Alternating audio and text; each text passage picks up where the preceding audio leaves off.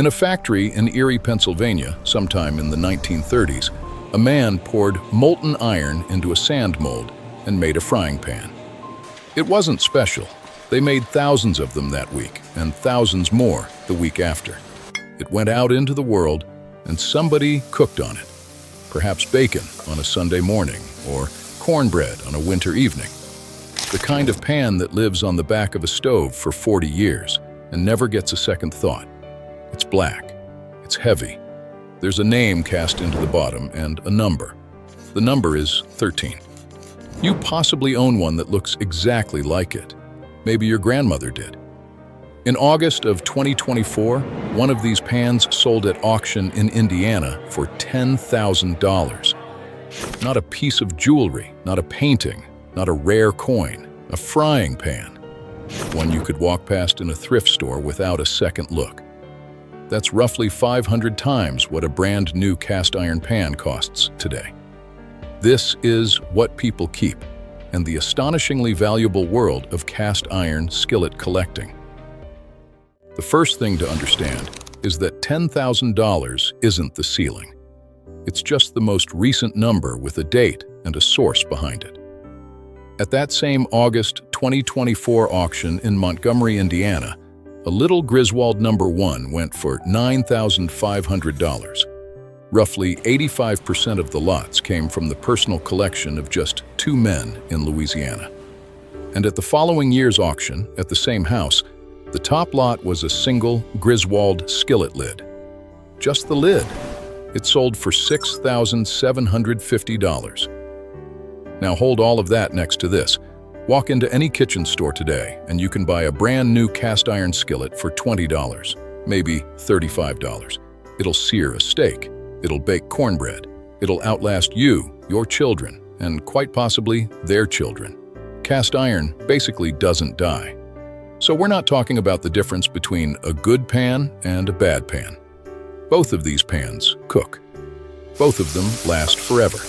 One costs $25 and one costs $10,000. And to the people who understand this world, that gap makes complete sense. There are 2 national organizations in the United States devoted entirely to collecting vintage cast iron.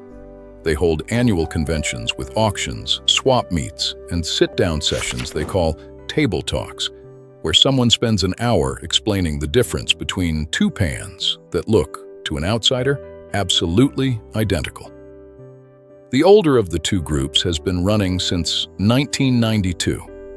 Membership costs $30 a year.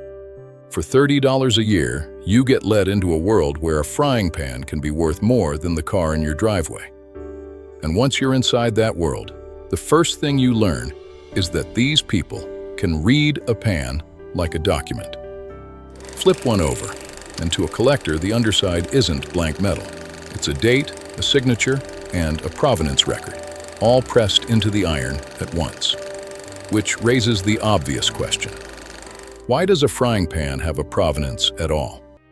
To answer that, you have to go to Erie, Pennsylvania in the year 1865. A man named Matthew Griswold arrived in Erie that year and went into business with a family called the Seldens, beside the Erie Extension Canal, in a building people called the Butt Factory. They were making hinges, hardware, the kind of foundry work that keeps a city running and leaves no trace in history. By the 1880s, the operation had grown into hollowware and cookware. And over the next few decades, something remarkable happened. Griswold became the name. Not just any name. It was the name you had to have. By the early 1900s, if you wanted the finest cast iron cookware in America, a Griswold was what you wanted. And the reason comes down to one detail that every collector comes back to again and again. The cooking surface was machined and polished to a finish far smoother than almost anything being made today. Run your finger across an old Griswold and then across a new pan, and you'll feel the difference immediately. So when a collector tells you a Griswold cooks better, they're not being sentimental. They mean it literally. Food releases off that smooth surface in a way a rough modern pan can't match. And then the whole thing ends.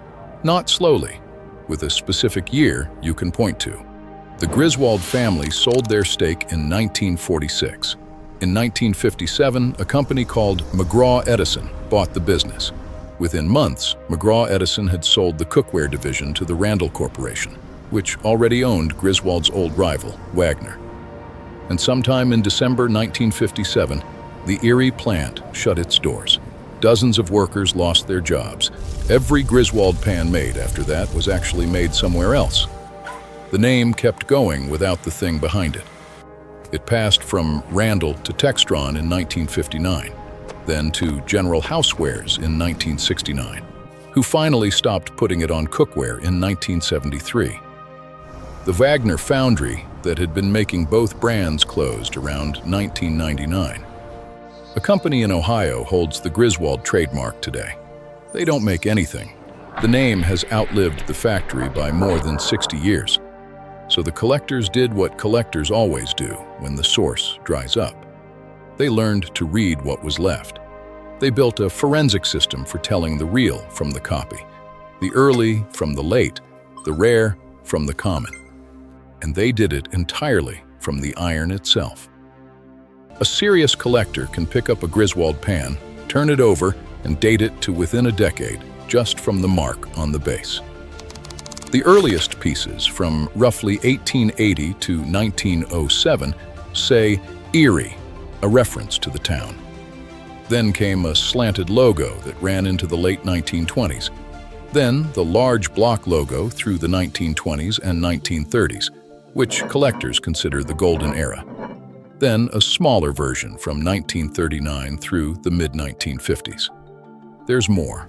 A raised ring on the base, called a heat ring, was designed for old wood and coal stoves and had largely disappeared from Griswold pieces by the late 1930s. So a large block logo with a heat ring tells a collector this pan is almost certainly pre-1940. And if you find a raised scar across the base, a gate mark from an even older casting method, you're holding something from the late 1800s. Those are uncommon enough that most collectors go years without seeing one in person. They learn to read a frying pan the way a detective reads a scene. And what they were looking for every time was proof that this particular piece of iron came from Erie, Pennsylvania, before the doors closed in December 1957. Now, you might think a community built around frying pans would be a quiet, gentle place. It's not. It's full of arguments. Genuinely heated, long-running arguments. And the first one is almost philosophical. It's called patina versus polished. One camp says a cast iron pan is meant to be used. You cook on it. You build up that deep black natural seasoning over years. You honor what it was made for. The other camp says no, these are historical objects. You display them. You preserve them. You never touch a stove with them again. It's the exact same fight that runs through vintage camera collecting, between the people who shoot with their cameras and the people who keep them on a shelf. Then there's the restoration wars, and this one gets genuinely heated. Find a rusted, abused old Griswold, and the question is, do you strip it down, perhaps in an electrolysis tank, and bring it back to working condition? To one group, that's a rescue. To another, it's vandalism. They argue that the dark patina built up over decades is part of what the object is, and that stripping it destroys history and wipes out value. This debate runs through conventions and through Facebook groups, and it doesn't resolve. It's just always going. And then there's the grievance that the whole community seems to carry about Lodge. Lodge is the great survivor of this story. Joseph Lodge founded his first foundry in South Pittsburgh, Tennessee in 1896. It burned down in May 1910, and he rebuilt it 3 months later, a few blocks away, and renamed it. It's still family-owned and still making pans in that same town today. There's a collector in this community who's made that trip to South Pittsburgh 3 times. His name is Grady Britt. He's walked the Lodge foundry floor, met the descendants of Joseph Lodge still running the company, and given talks about Lodge's history at national conventions. He collects vintage Lodge the way others collect vintage Griswold, because he believes the early Lodge pans, the ones made before the polishing stopped, are as good as anything Griswold ever made. He represents a view that exists inside this community, but doesn't get much airtime. Not the Lodge grievance, the Lodge defense. Because here's the grievance. By the early 1990s, Lodge had largely stopped polishing its pans. The cooking surface became rougher, faster to produce, cheaper. And then, in 2002, Lodge started selling pans pre-seasoned, a vegetable oil coating sprayed on and baked in at the foundry. They called it an industry first. The collector community called it a betrayal. Grady Britt would probably say it's more complicated than that. But in this community, nuance tends to lose to conviction. So a new kind of company stepped into the gap. There are now several of them, with names like Field Company, Smithy, Stargazer, Lancaster, and Finex. They sell new cast iron pans for $100 to $250 and up. And their entire pitch, the whole reason they exist, is a promise to bring back the smooth, finely finished surface that Griswold was making in 1935. Think about what that means. A factory in Erie, Pennsylvania closed in December 1957. And nearly 70 years later, a row of companies is competing seriously with serious money to recreate exactly what that dead factory used to do. The ghost of Griswold is setting the standard for a whole new industry. So come back to that $10,000 pan and ask the honest question. What is somebody actually buying? It isn't really the iron. Iron is cheap. A new pan does everything the old one does, and it costs less than a restaurant meal. And it isn't only the cooking surface, though that smooth finish is real, and you can feel it the moment you run a finger across it. What they're buying is something that can't be made again. A pan that came out of a specific building, in a specific town, in a specific decade, when a man polished the surface by hand because that's how it was done, and nobody had yet decided it wasn't worth the time. That building is gone. That town still exists, but the factory doesn't. That decade is nearly 70 years in the past, and the pan is the only thing that came through. The pan in your kitchen and the pan worth $10,000 might look like twins, but one of them was made in a world that still exists. And one of them was made in a world that closed its doors in December 1957 and never came back. Every scratch on that old surface is a meal somebody cooked. Every dent in the handle is a Sunday morning, decades ago, in a kitchen that doesn't exist anymore. That's what they're paying for. Not the pan, the proof that the world that made it was once real. What people keep discovers worlds like this one. A different object, a different community, a different story hiding in plain sight. Because some things are worth keeping.